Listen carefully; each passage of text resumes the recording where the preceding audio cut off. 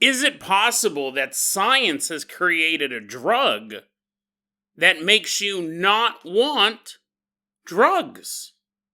Or anything else for that matter. And then we travel to Denmark to take a look at the story of a young man who's trying to earn some extra money by being a tutor. Little does he realize that his latest tutee may be an ancient evil ready to devour his soul. Today on Dead Rabbit Radio.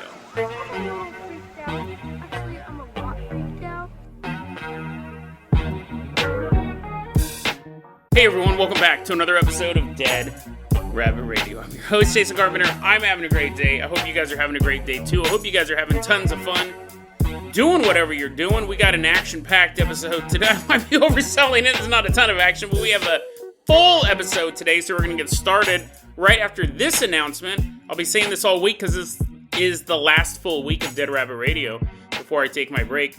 November 10th, 2023, I will be speaking at the Port Gamble Ghost Conference in Port Gamble, Washington. I will be giving a presentation, Why Are There No Fat Ghosts? If you're in the area, swing on by. I think you guys will have a lot of fun. I'd love to meet you in person. My speech is at 6 p.m., I believe. It's not before then. It might be 6:30. But anyways, just show up. I'll be walking around dressed up as a duck. No, I won't be dressed up as a duck. I don't know why I said that. But Port Gamble Ghost Conference, you're going to be super confused. You're like, what? You're all like walking up to people in cosplay uniforms. Are you Jason? They're like, what? Who are you? Port Gamble, Washington, November 10th, 2023, the Port Gamble Ghost Conference. Be there and be scared of ducks. Lots of ducks in the area, apparently. We got a lot of stuff going on, non-duck related. Let's get this bad boy started. Walking into Dead Rabbit Command right now is one of our legacy Patreon supporters. Everyone get on your feet and give it up for Adam Carter. Woohoo! Yeah, wee-hee! Yeah, ha-ha! He's all walking on in. Yeah, he's walking on in. Dressed up as a duck. I don't know if this is going to be a duck-themed episode, apparently. Adam, you're going to be our captain, our pilot this episode. If you guys can't support the Patreon, I totally understand. I really, really do. Just help spread the word about Dead Rabbit Radio. That helps out so much. Tell your friends, tell your family, tell everyone you know. Dead Rabbit Radio is your favorite paranormal show. Adam, I'm going to go ahead and toss you the keys to the Jason Jalopy. We're going to leave behind Dead Rabbit Command, drive us all the way out to a local grocery store. I want to give a shout out to Sarah Zhang. I got this story from her. She's not listening to the show. She doesn't know I exist. But she wrote an article in The Atlantic. She wrote this article, what I found very fascinating, quite bizarre. Is it possible that this drug will change humanity forever? Let's take a look at this. Sarah wrote up a profile of a young woman named Victoria Rutledge. Now, Victoria has a problem. She's an alcoholic. She's knocking back beers, vodka, Jell-O shots, probably, right? Maybe some whiskey on the weekends. A lot of it. Or she might have been drinking bathtub gin. For all I know, the article didn't actually say what she drank, what her drink of choice was, just that she is an alcoholic. And in her 30s, she said, you know what? It's time for me to sober up. And she's like, I gotta get over this. I gotta stop drinking so much. So she does. She sobers up in her early 30s, but then she becomes a food addict. She's like, what? She's like, I'm not having none of that whiskey, but is this a Twinkie? Oh, wow, I'm going to eat 1,000 of these. Eating all the Twinkies, baked goods. Again, it didn't say exactly what food she was addicted to. Maybe it was steak. But the point is that she starts to put on a lot of weight. And I think at this point, Victoria's realizing I really just changed one addiction for another. I'm getting this endorphin rush from eating all these sugars and fats and oils and all this garbage. Because I don't think people get addicted to, like, apples. People are never like, yeah, I'm a food addict. If you ever see me walking down the street with this piece of celery in my hand, that means I've had a bad day. I don't think people eat healthy foods for comfort foods because they're gross, right? Spinach is gross. Like, we all pretend that spinach is good. And, like, people will be like, yummy, yummy, yum. They're just sitting there eating raw carrots. They're doing what rabbits eat. And they're like, yum, yum. This is delicious. No, it's not. We all know it's not. We all know it's disgusting. But sometimes we eat it. I don't. I don't do any of this, but other people will be like, what? No way. This asparagus, yummy. This is all I have to have today. You're lying. You're lying to yourself. We know when there's no one else around, you're crying in your room. You're like, oh, I wish I had a Twinkie, but I have to maintain this persona I've created. We all know it's gross. People, when they get addicted to food, it's food that is made to be addictive. Sweets and fats and stuff like that. Fast food. She puts on a bunch of weight. Also, not only is she gaining weight rapidly, she also develops an addiction to shopping. That sounds fun. Like, that'd be a cool addiction to have. The only thing that affects is your money and your house, like, because there's a bunch of clutter in it. She said she would go to the grocery store with a list of things to buy. And by the time she was unloading the bags at home, she goes, I bought all this other stuff I didn't need. But she was getting an endorphin rush by, like, grabbing that, oh, what candles? I totally need these giant candles that I'll never light. Oh, what is this? Matches? Oh, yeah, I need these for the candles. That's not part of the addiction. But is this a stuffed animal that says, Happy Graduation Day? And I don't know anyone who's graduating. Well, I might someday. I'm going to buy this now, just in case. Shopping addiction, buying a bunch of junk, eating a bunch of junk. Well, in 2023... because she's put on so much weight, her doctor says, hey, Victoria, how about we give you that new thing that I've read about in People magazine and also medical journals. Other doctors have recommended it. But we have this shot. It's called Wegovy, a.k.a. Osmopic. Or Ozempic. I don't know. Last time I got a bunch of heat because I mispronounced it, but I didn't check it out. I think it's Osmempic or whatever. Osmopic. Anyways, we'll call it Wegovy. Jason, you're pronouncing that one wrong as well. And we told you were. She gets that new shot. It's not new. It's been around for a couple of years. But it's supposed to be for diabetic people. And it regulates your blood sugar. But it also, there's a side effect. It makes you not hungry. It's messing with all sorts of things in your body. And people are using it as a weight loss drug. It's very expensive. It's like $900 a month. But all that willpower that has been so hard for you to maintain over the years, especially with Victoria, right? She's just moving from one addiction to another. She's suffering health consequences of it now. Well, the alcohol is. The doctor's like, listen, we should talk about your liver. But at least you're sober. We'll save that for the next appointment. Right now, let's work on your weight. We'll give you this shot, this Wegovy shot. And she starts to lose weight. She's like, wow, it really is magical. We'll talk about how we're seeing pretty bad side effects from it, but right now Victoria goes, wow, this really is magical. I'm losing this weight. This is pretty dope. I'm no longer thinking about food all of the time, which is part of what the drug does. Well, one day, Victoria goes out shopping. She grabs her shopping list and she's looking at it and she's walking around the shopping store, the grocery store. And she walks out to her car. She buys all of her stuff. She walks out to the car, and as she's loading it into her car, she goes, I only bought the stuff on my list. And for the first time in a long time, she didn't think about shopping. She had a list, she bought those items, and walked out. She was no longer just randomly grabbing things and getting endorphin rushes off of purchasing unnecessary junk. There's a quote in this article. Sarah wrote, quote, for the first time, perhaps the first time in her whole life, all of her cravings and impulses were gone. It was like a switch had flipped in her brain.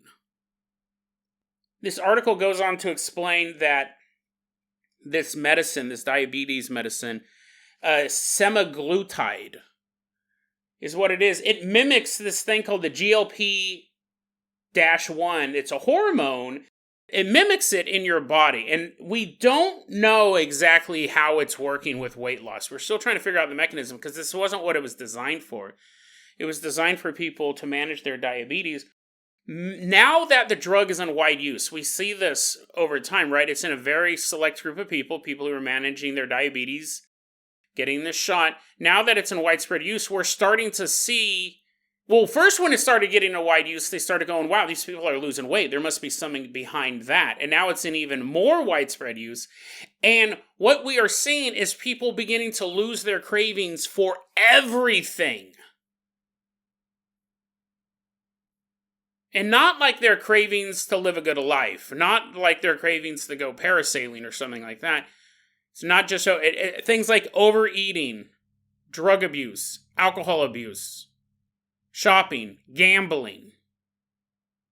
It's actually changing the way people are thinking about these things, i.e. being obsessed with them or addicted to them. This is what they are hypothesizing. They're saying that it looks like it drops the amount of dopamine that the brain receives, just in general. Actually, now that I said that, I wonder if it would affect, like, adrenaline junkies, people who do go paragliding or jumping off the... I figure if you're doing, like, paragliding, or you're jumping, like, off of the rocks into the ocean below, what is that called, cliff jumping... If you're doing that, you probably don't need a weight loss drug. I'm assuming if you're doing that, you're already of a healthy BMI. So you'd be like, I don't know, we've never studied it on an adrenaline junkie because they tend to be quite fit. If they're not, they would have died a long time ago. A 300-pound man cliff jumping, that's more like a death sentence. That's how you would kill somebody. You're like, jump off that cliff. Oh man, I can't jump. I can't even jump a couple centimeters in the air. And making you jump off a cliff. I think if you're doing those things, you don't need the weight loss drug. So maybe it would affect an adrenaline junkie. But they're saying when you have this in you and it's lowering the amount of dopamine your brain receives, drinking, they had these three examples. Drinking, cocaine, and opiates, they do not feel the same. They do not give you the same high that it would give you if you weren't on it. And if you don't get high or don't get as high on the drug, then you're not going to get addicted to it because who cares? You don't feel that high. And everyone around you are like, oh, dude, this is so good. We need to cop some more. We need to get some more. And you're like, yeah, it was okay. But I'm not going to spend $5 a pill for that. I mean, that didn't feel good at all. And not that it didn't feel good at all, but it didn't feel good enough for $5 a pill. Oddly enough, too, this is really interesting. They don't know why this works, too. They don't know why this is a factor as well, but they said that dopamine regulation. You take this, your dopamine levels will be even lower. Now, here's the thing. It doesn't make you unhappy. It's talking about anything that's going to elevate your dopamine levels.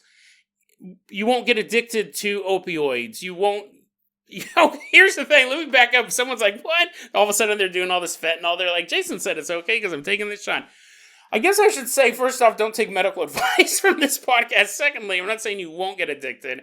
The high isn't as good, but they said for a person of a normal BMI, the effect isn't as strong on that dopamine level thing. But for someone who's obese, it is. It lowers their dopamine, and it's harder for them to get those cravings for alcohol, for food, for cocaine, opiates. Super interesting because what this article really puts forward is a drug that's not just a weight loss drug. It is a human sin negation drug.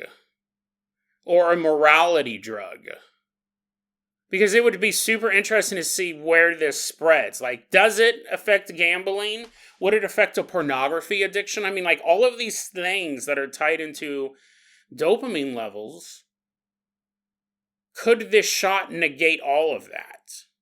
Because now we're looking at something totally different. We did an episode not too long ago, it was in this season, where they've developed a pill, it works in mice, and they're going to try human trials, but you take it, and you can eat as much trash food as you want. You can go and eat all the fast food, the greasiest pizzas, everything. And not only do you not gain weight, you suffer no ill health effects from bad food. I mean... Again, let me back up. If it's ridden with E. coli, you're going to get sick, right? Salmonella will still kill you. But we all know eating super greasy pizza every single day, 3 times a day, is going to clog up your arteries. They're saying this pill shows that it prevents that. You can eat trash food, and it would be the same health consequences as eating a non-greasy pizza. And definitely you're going to get more nutrition from other foods, but the stuff we look at like fatty liver, cholesterol, blood pressure, all of that stuff from eating bad food. I'll put that episode in the show notes, but they said this pill could negate all that. And this is kind of along that same thing. Imagine if you could get a shot where it wasn't just a weight loss shot, but you're like, hey, doc, I have a really hard time. I'm actually so addicted to pornography, I'm late to work sometimes because I'm watching pornography. The doctor's like, yeah, you're watching pornography right now, aren't you? He's like, yeah. But while I'm watching pornography, can you talk to me about how to stop doing this? And the doctor goes, well, we can give you a shot. It's $900 a month, but you won't want to watch pornography anymore. You have your life back. That's nuts. It's crazy if this bears out, if it actually can turn into an anti-addiction drug, not just a weight loss drug, but an anti-addiction drug. It's so weird how these combination of drugs here, these weight loss drugs, have a real ability to almost restructure society. Imagine if you had a generation of no addicts. None. Right? Once you start to run into some problems, you don't go to rehab, the doctor's like, well, listen, we're going to put you on this shot. And now, nowadays, a lot of times, trying to get out of these addictions can fail. You have all of these life pressures and everything like that. The doctor goes, listen, you're going to get this shot. It's a weekly shot. You're not going to want to do any of that again. You're not even, and if you do it, you'll be like, this is kind of lame. It's not like a total abstinence of heroin. And then you're thinking about, oh, dude, I remember how good the old days were doing heroin. You'd be like, I did heroin a couple times after I started taking the shot, and it sucked, and it was a lot of money, and I'm pretty sure it was actually just trank, and my feet are going to have to be amputated, but I don't like it anymore. Fascinating stuff. You could have a generation of people who aren't addicted to things. It would be an easy fix. Get the shot, you lose these addictive tendencies. Obviously, again, it's not made for that. We'd have to look at this is the thing we don't know about this drug really is the long-term uses. I've seen, I won't say studies, but I've seen observational remarks saying that the Wegovy and the related shots that do this actually are causing muscle loss as well, which is a huge problem. If you're a Hollywood star and you want to lose 50 pounds and all of a sudden you look really good and you're getting some new roles, that's one thing. But 30 years from now, you're really going to want those tendons around your kneecaps to work. 5 years from now, I shouldn't even say 30 years away. It'll be interesting to see if that's true. I've seen people comment about that it's actually causing muscle loss as well, which we know can happen during times of rigorous dieting, but what is the extent of that? Fascinating, though. Imagine a drug, all of your problems, all of the addictions you have are able to be easily solved. You don't even think about them anymore. You don't think about that bottle.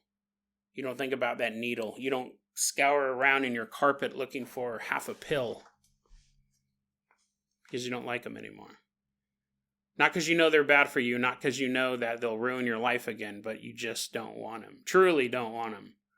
What would be the long-term consequences of having a world without addiction? I would say it's a good one. I would say it would be a good one. It would be interesting to see the long-term effect of if it would make people stop being adrenaline junkies or stop trying to do things to impress others because they get a endorphin rush when they get applauded. Would we see people go, I don't want to be actors anymore. I live for the applause. And now they're like, no, I don't do it. That might be taking it to the furthest extreme. But fascinating. Look, I think it would be good to have a world where you could just go, I don't want to be addicted to that anymore. Can I start taking this shot? Although they do say, at least we know with food, once you stop taking the shot, you start putting the weight back on because your eating habits haven't changed. So you wouldn't be addicted to this shot, but you would need to be on a $900 a month shot for the rest of your life. Because if you stop taking the shot, again, we don't know for sure because we haven't really studied this, but it's probably quite likely that if you stop taking the shot, all of those old addictions may come back up to the surface. But we don't know. Fascinating story nonetheless. Adam Carter, let's go ahead and toss you the keys of the Carpenter copter. We are leaving behind this grocery store. Fly us all the way out to Denmark. We're flying all the way out to Denmark, where we're going to meet a young man. We don't have his exact name. We're going to call him Mitch. And he said this story happened a few years ago. We don't have an exact date, but he goes, a few years ago, I was a math tutor. College math tutor. Can't think of anything more boring than that. Sitting around, being like 2s, 4s. That's my real passion in life, Mitch says. I love math. And he's eating a raw carrot as he's saying it. He's like, and this carrot's delicious. Math is dumb, and so are vegetables. But Mitch is lying to himself. He's like, I want to spread math all over the world. I want people to know what 5 times 5 is. I want people, when they hear the word dividend, they know what it is. I don't know. What is a dividend, actually, now that I don't know? Something to do with stock market. But anyways, Mitch is standing on the college rooftop, and he has his hands on his hips, and he's like, someday the whole world will understand that division divides us. But if we add our strengths together and subtract all of our addictions, we will multiply and become the greatest humans possible. And then he gets down off the roof. No one was listening to him. He was up there all by himself and on a superhero shirt with like a little math problem on his chest. He's like, a math man. People are like, Mitch, get off the roof. Mitch is a math tutor. He wants to spread math far and wide. But he also wants to make money. He knows enough about math. He goes, I'll just teach you. It's like being the superhero thing didn't really work out. No one's ever like, oh, I have a math problem. Math man, save me. Yeah, that didn't really work out for me. I need to make some money. I will become a math tutor, just a plain old math tutor. And he ends up tutoring this younger, I think he's like in his early 30s at this point, in the story, early 30s. He starts tutoring a younger woman, we'll call her Tracy, who's 20 years old. And she goes, I really need some help with my math. And all of a sudden, he's like putting on his costume. She's like, ah. And he takes it off. He goes, oh, you know what? I used to moonlight as a math-based vigilante. I would add my baseball bat to my enemies' faces. And she's like, well, whatever. Whatever weird fetish thing you're into, Mitch. I just need someone to help me learn math. He's like, I can do that. And he goes, I would go over to her apartment. That's where we would do the math stuff. That's where I would tutor her. He goes, but there was never anything between us. There was never anything between us.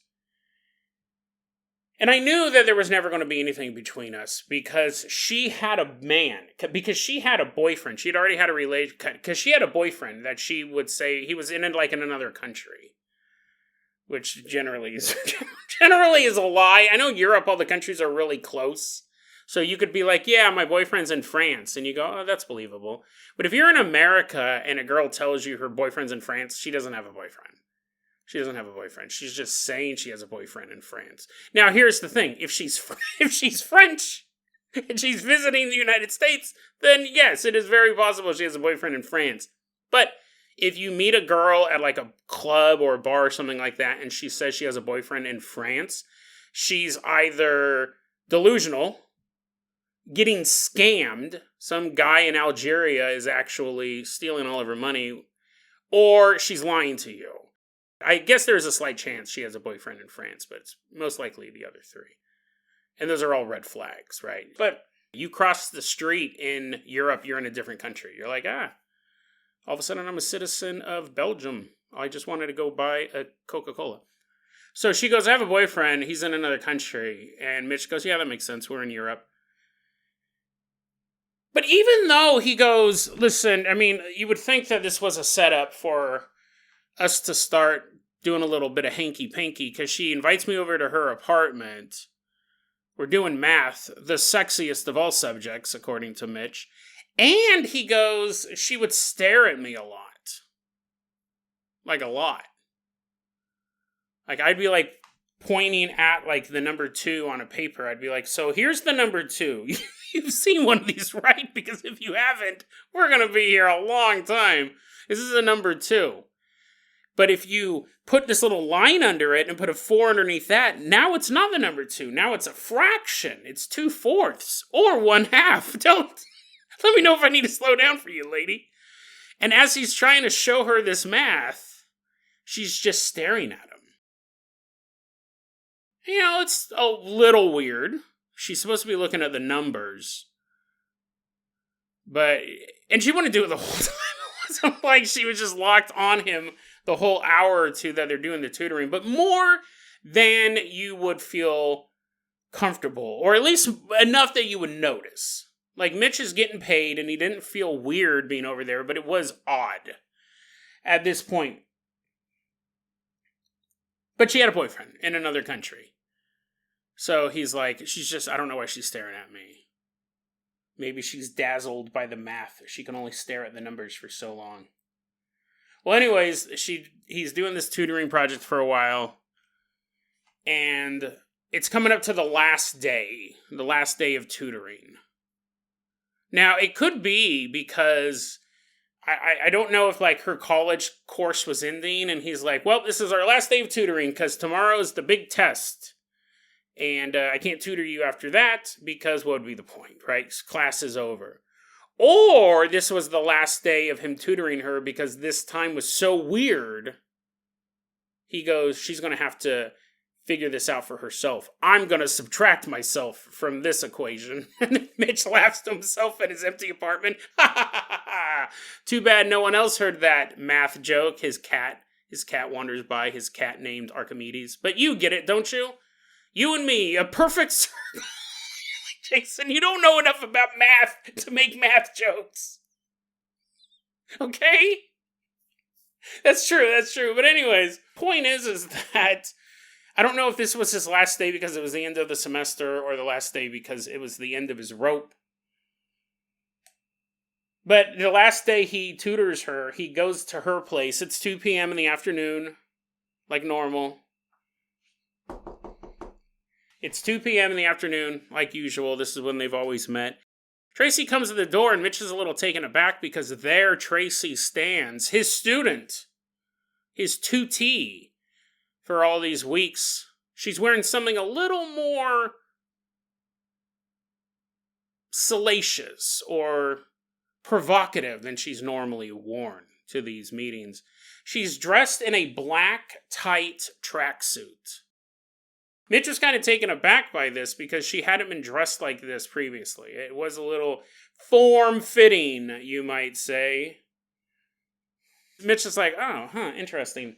And he walks in and they're doing the math. And he's like, so remember, your test tomorrow is on variable numbers. So what that means is at any point the numbers can change. At any point, as you're doing the test, the professor can run over and erase the equation and write new numbers on it. And then you're like, the variables. You can't even trust the page numbers on these tests, Tracy. All the numbers are variable. They can change at any point. It's a quantum math test. But as Mitch is trying to warn Tracy of the danger of variables, she is just staring at him. And he said she was staring at me more intensely than she ever had before. And when I would look up and I would see her staring at me, I would look back down at the paper and it'd be like, so you got to understand, if you see a 4 and then a line and then a 4 underneath it, that actually means 1. I know, it doesn't make any sense. He would be pointing at the paper and she would kind of like lean her head down and try to force eye contact between them. He couldn't really look away. She kept trying to lock eyes with him. And he's definitely getting unnerved by this. And not just the fact that she's kind of forcing him to stare into her eyes, but also that her face is progressively getting redder and redder and redder. He's getting, like, super flushed. And he's like, there might be something afoot here. This woman, it looks like her face is about to explode. Mitch thinks. This is quite odd. I've never seen a woman react like this. Fake boyfriend or not. Well, eventually he has to finish doing the lesson, right? He has to get paid. He can't be like, oh no, this is spooky ooky. He needs to get that money. He needs to add it to his bank account before the bills subtract themselves from it. So anyways, he continues on with the math lesson. And now it's time for him to leave. He goes, well, Tracy, it's been a really good time working with you over the past weeks or months or however long we've been here. Of all the math I know, it is the calendar that perplexes me the most. Too many words, not enough numbers. It's time for me to bid you adieu. And they're standing in the hallway of her apartment. At the end of the hallway is the front door. But Tracy has positioned herself in between Mitch and the front door. So he is trapped in this hallway with her. Now, it's a girl in a tight tracksuit. She's standing there and he wants to leave. And she's staring right into his eyes as she's saying, well, I really love doing the math too. Lots of numbers, a surprisingly amount of letters, lots of Y's and Z's appeared in my math as well. But one thing I would really like to focus on this. And then she just stopped talking. And she's staring right into Mitch's eyes. And Mitch can't look away. Because what he sees in front of him is unexplainable. He said, first off, Tracy's eyes seemed to enlarge. They physically got bigger as I was staring at her. They physically got larger. And I felt this tug, and I had an instinctive thought. He never thought this any of the other times that she was staring at him.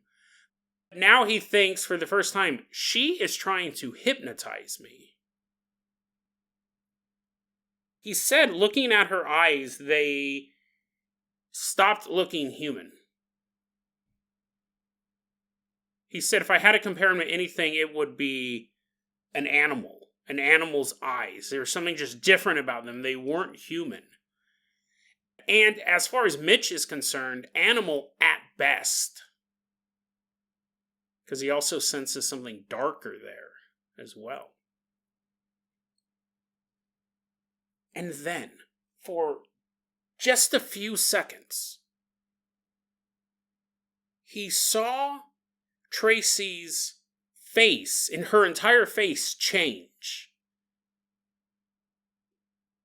But it didn't shapeshift.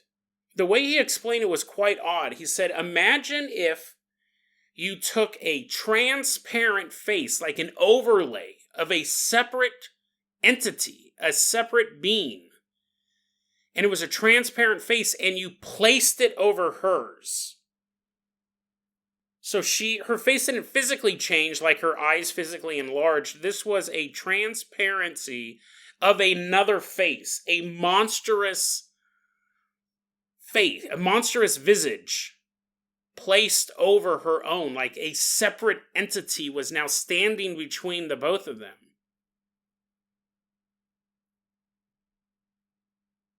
And it was smiling. It was smiling at Mitch. Mitch says, I need to leave.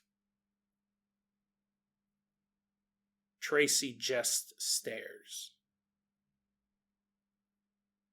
I need to leave. Tracy just stares. I need to leave. Mitch says a final time, and then, as if none of this ever happened, Tracy, for lack of a better term, snaps out of it.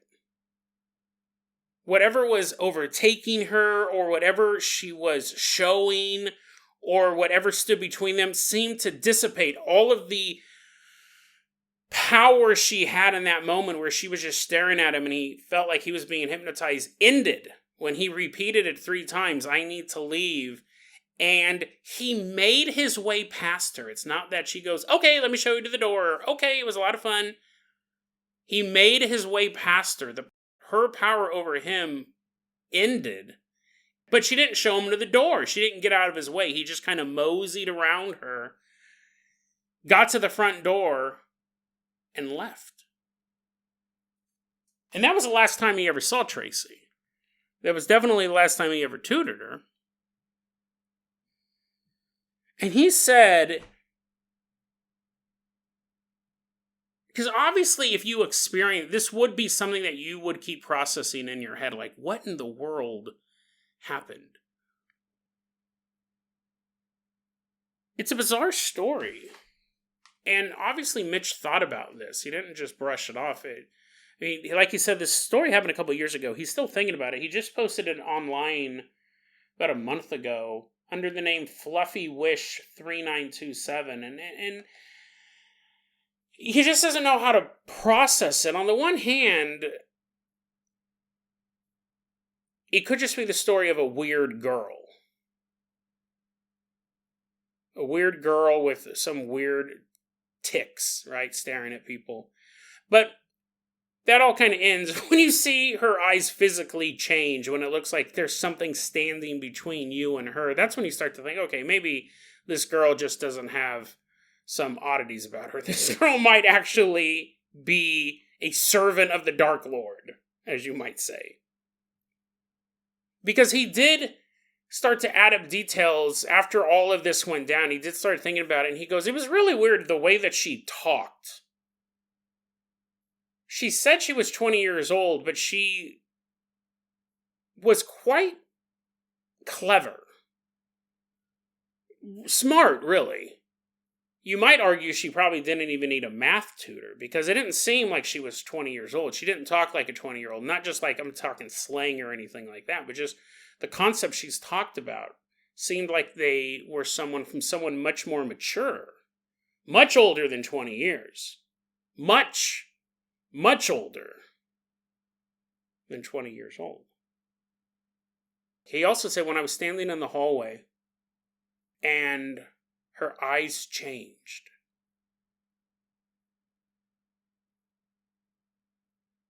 Mitch first thought they looked like the eyes of an animal. There's definitely something inhuman about them. They physically changed, and he thought, that's the eyes of something not human. That's the eyes of an animal. But he had another word to describe those eyes. I used the word monstrous. But when he took a good look at those eyes and saw them staring at him, one word popped into his head as to what those eyes were from. One word. And that one word would make sure this story would be seared into his brain. He was taught these things weren't real. He was taught that humans were the superior race on the planet. Mitch was taught that there is the world of the real, of math and science, and then there is the world of the pretend, the child world, the world of spooks, goblins, and ghouls. When Mitch stared into Tracy's eyes, a word popped into his head, and he knew then, just as he knows now, it was the only word to describe what he was looking at. Vampire.